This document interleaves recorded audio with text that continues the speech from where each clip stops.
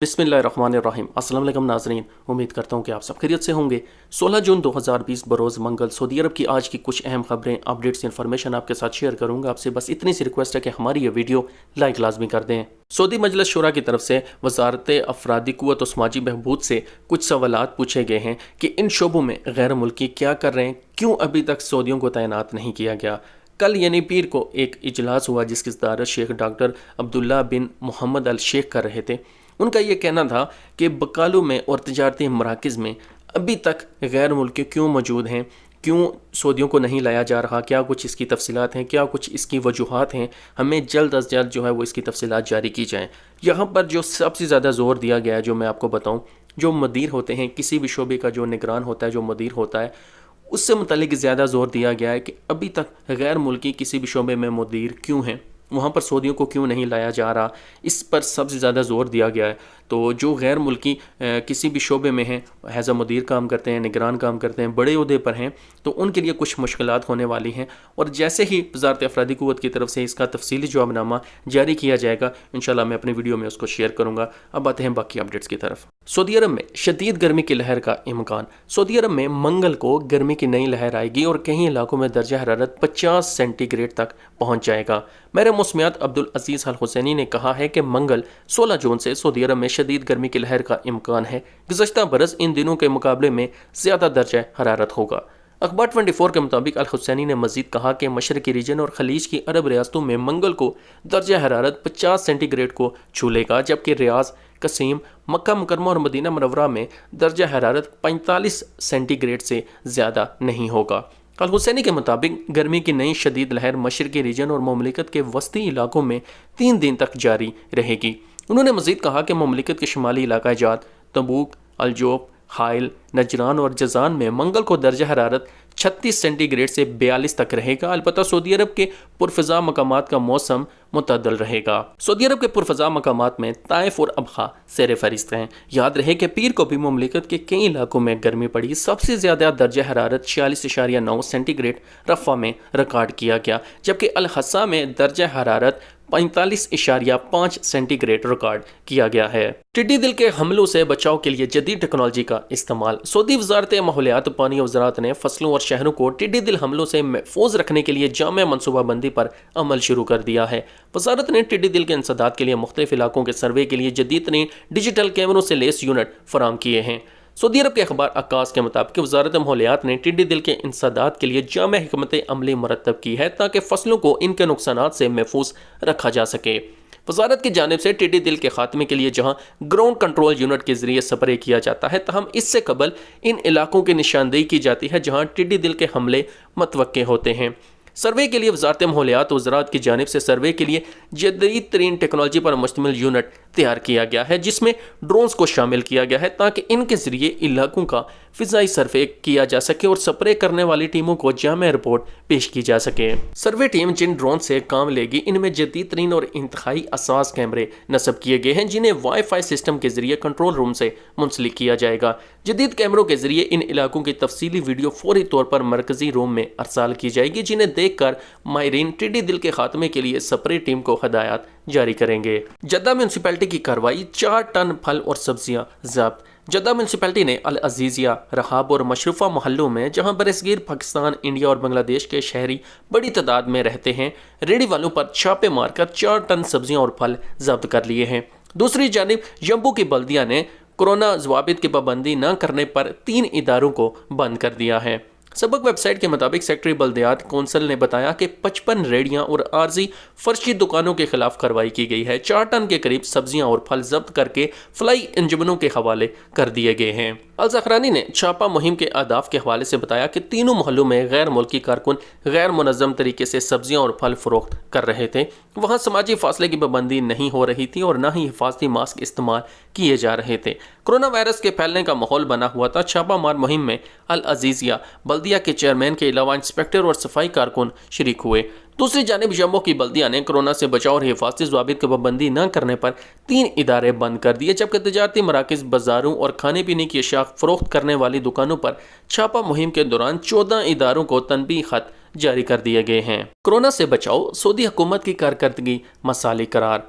عالمی survey report میں کہا گیا ہے کہ کورونا سے نمٹنے کے سلسلے میں سعودی حکومت کی کارکردگی مثالی رہی ہے۔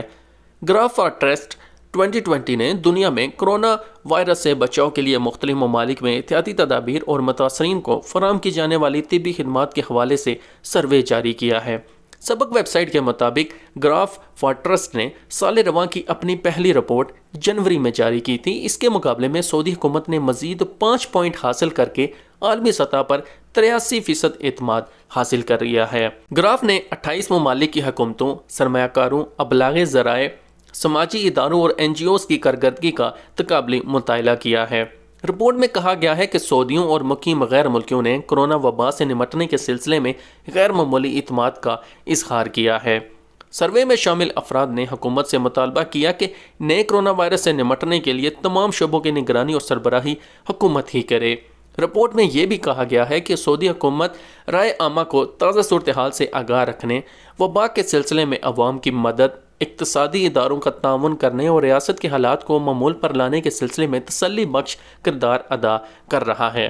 رپورٹ میں تسلیم کیا گیا ہے کہ مختلف ممالک کے مقابلے میں سعودی حکومت نے کورونا وائرس سے نمٹنے کے سلسلے میں عوام کا اعتماد زیادہ حاصل کیا ہے۔ 74% سعودیوں اور غیر ملکیوں نے اس میں حکومت پر بھرپور اعتماد کا اظہار کیا اور تسلیم کیا کہ سعودی حکومت نے طبی لوازمات کی حقیقت پسندانہ تقسیم کو یقینی بنایا ہے۔